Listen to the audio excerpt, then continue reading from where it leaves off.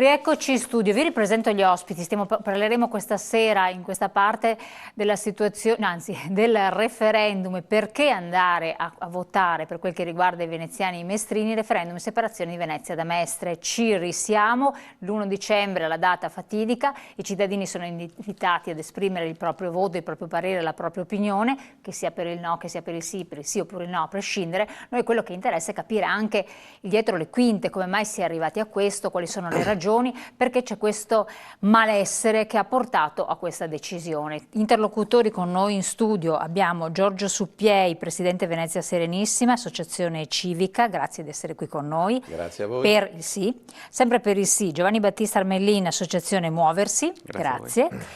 Gianfranco Gramola invece per il no, associazione Una e Unica, un'associazione di cittadini non riconosciuta. Gianluca Trabucco, Presidente Municipalità Chirignago Zelarino, sempre per il no, articolo 1. Grazie anche a lei.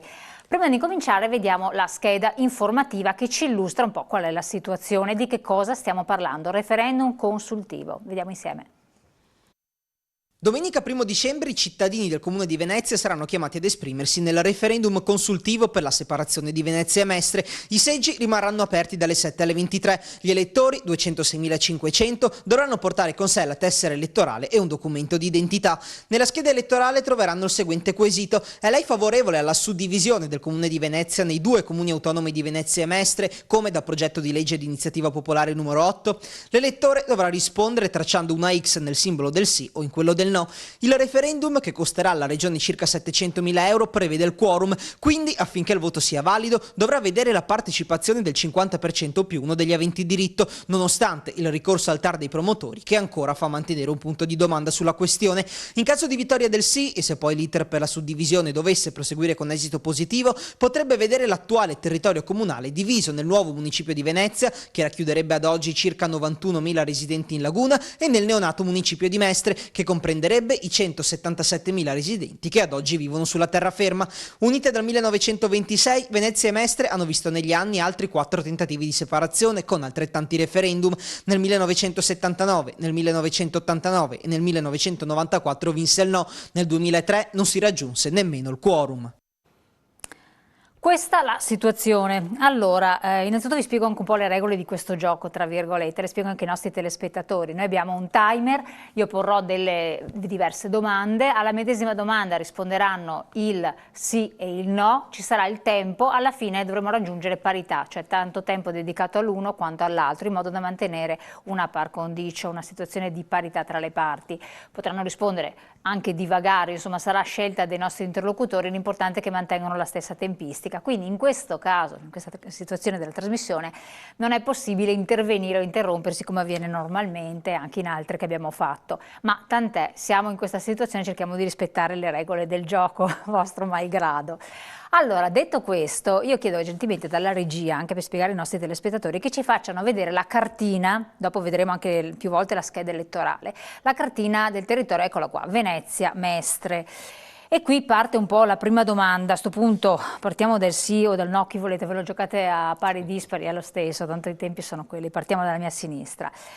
Perché, e questo vi chiedo, siamo arrivati di nuovo a questa situazione di referendum? Questo se lo chiedono tanti che non sono nel territorio, che non sono a seguire la quotidianità. Il referendum parte da un'iniziativa popolare, cioè i cittadini di Venezia e di Mestre sentono la necessità forte, quelli che hanno sottoscritto e che hanno firmato, le firme sono state più di 10.000, sentono la necessità forte di separarsi perché hanno voglia di un'amministrazione tutta dedicata a Venezia e un'amministrazione quindi alla parte lagunare del comune e un'amministrazione tutta dedicata a Mestre che anche lei ha le sue necessità e sono talmente importanti e forti le differenze fra le due città che fino ad ora la cattiva gestione di questi comuni ha portato a un sacco di problematiche sia per Venezia che per Mestre e vogliamo risolverle. Perché quindi votare di nuovo? Votare di nuovo perché evidentemente, come diceva Giorgio, le esigenze delle persone non vengono rispettate. Continuamente troviamo problematiche perché sono due città completamente diverse che hanno esigenze diverse, basta vedere solo i trasporti come vengono svolti a Venezia o a Mestre, ma non solo, perché Venezia soffre di un spopolamento continuo di 1000 abitanti all'anno, mentre Mestre è considerata sempre una periferia, e per Mestre intendo tutta la terraferma, quindi Marghera, Mestre, Crignago, Favaro. Quindi tutto questo territorio, che è immenso, non può avere le stesse problematiche che può avere Lido, Pellestrina, Murano, Burano. Noi dobbiamo combattere lo spopolamento a Venezia, quindi riportare le persone e gli abitanti a Venezia, ma dobbiamo anche cercare di rivalutare Mestre, perché su Mestre nessuno ha mai creato un piano di sviluppo, un progetto. Questo è il problema. Mestre è considerata il bancomat del Comune di Venezia, e questa è una cosa che da 40 anni ci dicono esattamente il contrario, ci dicono che è Venezia che mantiene Mestre. Non è assolutamente vero. Mestre contribuisce nel bilancio comunale nell'ambito di 659 milioni di entrate correnti per ben 358 milioni. Il sindaco attuale non ha mai, nonostante abbia promesso, oltre di andare a fare il referendum, ha fatto ben 6 ricorsi con soldi pubblici, sia della città metropolitana che del comune, per stoppare questo referendum, e aveva promesso di andare al voto. Invece ha cercato in tutti i modi di bloccarlo. Questo la dice lunga sugli interessi che ci sono, politico-economici, sulle aree di Mestre e di Venezia. Detto questo, aveva anche promesso in quell'accordo politico, firmato anche da Bellatti, di suddividere il bilancio comunale nelle due realtà. Questo l'abbiamo fatto noi perché lui non l'ha rispettato. Abbiamo dimostrato che Mestre e Venezia si possono mantenere, perché abbiamo preso il bilancio del 2018, l'abbiamo spacchettato in due sulla base di criteri ben precisi, abbiamo visto tutti i capitoli di entrata e di spesa e abbiamo visto che il bilancio del 2018 del Comune di Venezia ha chiuso con circa 72 milioni di avanzo di amministrazione corrente. E suddividendoli noi riusciamo con il Comune di Mestre a portare un avanzo di amministrazione di 19, mentre quello di Venezia a 17. Perché 19 a Mestre? Perché noi ridurremo di circa 40 milioni la spesa della tassa rifiuti, che grava sostanzialmente solo sulla terraferma. Cioè noi stiamo pagando sulle attività commerciali, attività produttive, ben 3 volte di quello che paga Padova o Milano. Quindi facendo due rapporti da una città che è molto simile per grandezza al Comune di Venezia per numero di abitanti, e lo stesso riguardando invece Milano, che è all'interno della città metropolitana, quindi è servita da Veritas, quindi la società che gestisce, la multi-utility che gestisce questo servizio. Allora abbiamo verificato che sostanzialmente la maggior parte delle entrate della tassa rifiuti avviene a Mestre, ma tutti i costi sono a Venezia, perché manteniamo un turismo di basso livello, un turismo che non porta ricchezza ma porta costi. Noi siamo la città più bella del mondo, non dovremmo pagare tasse o dovremmo pagarne meno, invece abbiamo la tassazione più alta di tutta Italia, e questo non è possibile né pensabile. Va bene, fermiamo il timer, 3,53 per quanto riguarda il sì, intanto io me lo segno prima che riparta per voi. La stessa domanda, quindi perché siamo arrivati a questa situazione del voto, se siete favorevoli o non siete favorevoli. I punti che sono stati affrontati e che potete anche riprendere per un po' per vedere anche il vostro punto di vista è: Mestre è effettivamente una periferia dell'impero e trattata come tale, Venezia, lo spopolamento, qui dopo analizzeremo meglio perché, per capire perché questo spopolamento, dovuto a che cosa. Mestre mantiene Venezia, la suddivisione dei bilanci comunali che è stata un po' affrontata, e poi il discorso della tassa dei rifiuti, anche se tante altre grandi città turistiche soffrono di questo problema. E allora, chi incomincia di voi? Tanto lo stesso il tempo è vostro, comincerei, perfetto. Beh, intanto la domanda perché torniamo a votare per la quinta volta, francamente non saprei dare una risposta, perché francamente è strano dover votare 5 volte in 40 anni sullo stesso quesito. L'avete detto bene voi nella scheda iniziale, i cittadini di Venezia e di Mestre, insomma del Comune Unito, dal 79 fino ad oggi, una volta che sono stati chiamati ad esprimersi sulla divisione del Comune, hanno sempre detto no, vogliamo mantenere il Comune Unito.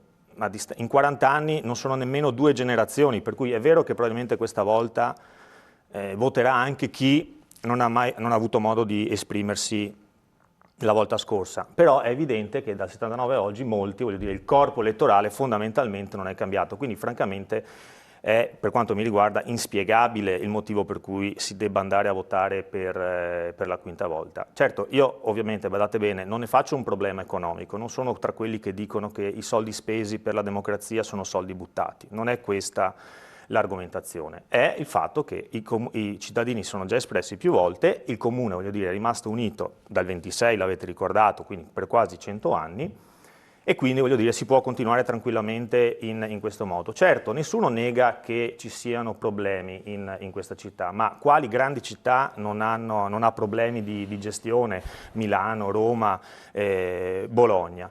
Ma di fronte ai problemi la soluzione non è spacchiamo tutto, eventualmente la soluzione sarà cambiamo amministrazione, se è l'amministrazione comunale che determina questi problemi. E da questo punto di vista, lo dico perché sono anche appunto sono qui in veste di presidente della municipalità di Chirinau Zelarino, una delle 6 municipalità di Venezia. In questi anni di amministrazione Brugnaro il decentramento è stato completamente svilito, sono stati tolti tutti i poteri, le municipalità di fatto non possono più dare quelle risposte che prima davano ai cittadini, ovviamente per scelta di questa amministrazione. È evidente che quindi magari voglio dire, ci possa essere un po' di malcontento anche per questo motivo qua, ma questa è una ragione prettamente politica, è stata una scelta politica, quella di togliere poteri al decentramento, che voglio dire davano le risposte, molte delle quali sono quelle che sono state dette qui, ma che vengono enunciate anche in altri dibattiti, si ripristini il decentramento, si ridia forza alle municipalità, e questa è la risposta che noi dobbiamo dare, non dobbiamo dividere la città, ma dobbiamo ridare forza a quelle istituzioni che prima davano le risposte che i cittadini volevano. Lei cosa dice? Io credo che bisogna intanto mettere in chiaro una cosa. In questo momento il quesito non riguarda l'assetto politico, l'assetto amministrativo di un eventuale comune o 2 comuni. In questo momento riguarda la divisione di patrimonio, territorio e servizi. Quindi nulla a che vedere con quelli che poi sono i problemi di tipo amministrativo, le tasse sui rifiuti, questo e quell'altro. Questo è molto importante perché definisce il progetto e la visione che si ha della propria città. Il Comune Unito oggi è l'11° comune d'Italia, il Comune di Venezia è capoluogo di regione, ha una valenza internazionale a livello europeo perché è uno snodo importantissimo per quello che riguarda tutti i nodi infrastrutturali, e quindi a questo punto la divisione di patrimonio, servizi e quant'altro porrebbe i 2 comuni in una situazione sicuramente più debole che non il Comune Unito di oggi. Quindi, ciò detto, c'è una visione diversa di città. Noi di Una è Unica continuiamo a sostenere che questa è una grandissima città con tutti i problemi che però non riguardano l'assetto comunale, ma riguardano problemi che vengono originati da un cambio epocale nei sistemi anche turistici, in quello che vuol dire gestire un turismo che crescerà in maniera esponenziale anche negli anni prossimi, e quindi 2 amministrazioni più deboli sicuramente non possono affrontare questi problemi. Perfetto, 4 e 23 secondi invece il tempo che avete assommato. Sono emerse alcune questioni che forse interessano anche chi sta al di fuori del territorio. La domanda che vi pongo, la pongo a entrambi, lei ne ha appena accennato, è questa: ma quali sono sostanzialmente i problemi di Venezia e quali, mettiamo a fuoco, i problemi di Mestre? Chi non è della città, chi viene turisticamente, il Mordi e Fuggi, il turismo veloce, eccetera, non riesce, coglie solo il problema dell'acqua alta sostanzialmente, poi vabbè, lo dite, si ripete più volte, immondizie, eccetera, però più di tanto non si riescono a capire, e quindi non si conoscono quali sono i problemi a monte. Perché, ha accennato, se non sbaglio lei, lo spopolamento, no? Anche il discorso, perché questo spopolamento? Allora, anche, adesso le do subito la parola, i mestrini che non vivono a Venezia non capiscono i veneziani non capiscono i mestrini, sembra quasi un'incomunicabilità. Quindi andiamo un po' ancora sotto quello che c'è in superficie, e quindi la domanda è proprio questa: perché? Partiamo con lei, godete di 1 minuto e 20 in più, comunque partiamo col timer di prima. Allora, io sono sicuramente convintissimo che i problemi di Venezia e di Mestre sono assolutamente diversi, e la cattiva gestione che c'è stata dipende in maniera sostanziale proprio da questa dicotomia, cioè tu hai due realtà diverse amministrate da un'unica amministrazione comunale. L'amministrazione comunale ha l'obbligo di dare i servizi ai cittadini, non si occupa di politica generale, ma di servizi ai cittadini, quelli che sono rappresentati dai propri assessorati. I problemi che ha Venezia, e dopo vorrei che di quelli di Mestre magari ne parlasse Armellin, che è di Mestre, io essendo di Venezia, sono gravissimi, perché stiamo perdendo con un esito fette importantissime di popolazione viva. Perché? I giovani spariscono, non trovano casa e non trovano lavoro. Non c'è nessuna attenzione a dare assistenza dal punto di vista amministrativo a queste necessità, e i veneziani vivono con un handicap che è dato dalla pressione turistica esagerata che c'è sulla città. Questo turismo che assorbe tutte le capacità abitative, perché tutti affittano a turisti, siamo pieni di bed and breakfast, chiunque ha un appartamento o vive ancora a Venezia, i pochi che siamo rimasti, meno di 50.000, abbiamo di fronte, sopra, sotto, sulle scale, per strada, nei vaporetti e dovunque non riusciamo a muoverci, turisti che arrivano mal gestiti, abbiamo alberghi, si trasformano in residenze per questo. Non è pensabile. Allora lo scopo della separazione, e solo così può averlo, è quello di avere a Venezia una regolamentazione, uno statuto, delle normative speciali che siano in grado di risolvere questi problemi. Vita, abitazione e lavoro. E anche una regolamentazione al di fuori delle regole ordinarie di questa pressione turistica che è straordinaria. Ce l'ha solo Venezia in Italia, un rapporto di 32-33 milioni di abitanti l'anno con 50.000 residenti non esiste in nessun'altra parte d'Italia. Quindi abbiamo bisogno di questa specialità. Vogliamo risolverla e vogliamo anche che queste posizioni siano gestite da amministratori veneziani che rispondono ai propri elettori. Dobbiamo guardare in faccia i 32 consiglieri, il sindaco e gli amministratori che ci amministrano e devono rispondere politicamente agli elettori che li hanno eletti. Non possono essere coi voti di terraferma amministrare queste situazioni, perché se no le cose non funzionano, come ha dimostrato la storia degli ultimi 50 anni di unità. Allora, per Mestre, Armellin. Per Mestre innanzitutto ha fatto una giusta osservazione, che ha detto la percezione dei mestrini del problema Venezia e viceversa è diversa. E questa percezione è la realtà delle cose, cioè sono due città completamente diverse. Quando mi vengono a dire che è una città unica, è come dire che 1 più 1 fa 3, cioè è come dire una cosa falsa. Cioè, come si fa a dire che è una città unica? Una che vive sull'acqua e l'altra che vive su terra, che hanno avuto sempre due comunità distinte anche storicamente. Poi le cose ovviamente sono cambiate, Mestre è esplosa, eccetera, ma a maggior ragione perché è esplosa, perché oggi ha 180.000 abitanti, che ha perso, attenzione, 35.000 abitanti al suo picco massimo e che ha ben 32.000 stranieri che ci vivono. Quindi gli italiani sono stati sostanzialmente sostituiti dagli stranieri, ma nulla di male. Però manca una politica di integrazione, manca una politica di progettualità che non è mai stata fatta. Da 30 anni a sta parte, su Mestre non è stato fatto nulla, anche solo le piccole manifestazioni. Gli Happy Friday vengono gestiti dai piccoli commercianti. Allora, tutte queste cose messe insieme fanno morire la città. Lo vediamo in Piazza Ferretto, il cuore pulsante della città, il 30% dei negozi sono chiusi. Se lei va a Padova, in centro a Padova, nelle piazze principali, questo non succede. È vero che c'è un problema di crisi del commercio, ma a maggior ragione c'è a Mestre, per una serie di motivi, ce n'è più di uno. Una mancanza di prospettive, perché hanno sì fatto i centri commerciali, ma non hanno detto, ma forse a Mestre invece di in qualche modo incentivare tutti i cittadini a ritornare in centro, cerchiamo di non far pagare i parcheggi, anzi li hanno aumentati nei decenni. Hanno cercato in tutti i modi di distruggere l'economia cittadina. Quando io dico una pizzeria paga di 250 metri, paga 13.000 euro, 13.000 euro di tassa rifiuti, mentre a Milano ne paga 4.000 e a Padova ne paga 4.500, vuol dire che c'è un piano scellerato di distruggere le attività commerciali a Mestre, e non solo, perché riguarda attività produttive. Un ufficio direzionale a Mestre paga 2.500 euro di 200 metri quadrati di tassa rifiuti. Se io vado a Padova pago 800. Cioè questa è una politica che è vergognosa. Da una gestione separata non sarebbe così? Non sarebbe così, no, perché la tassa rifiuti non possiamo differenziare le zone, perché la tassa rifiuti, le entrate devono coprire le spese, è una partita di giro, è iscritta nel bilancio comunale, ma se è lo stesso comune devo applicare le stesse tariffe e infatti sono uguali tra Mestre e Venezia. Ma che cosa succede? Che io a Mestre pago come fossi in Piazza San Marco ed è la cosa più sbagliata. Quindi, ritornando, noi dobbiamo avere, dopo che è morta Porto Marghera, 30 anni fa, nessuno ha pensato cosa fare.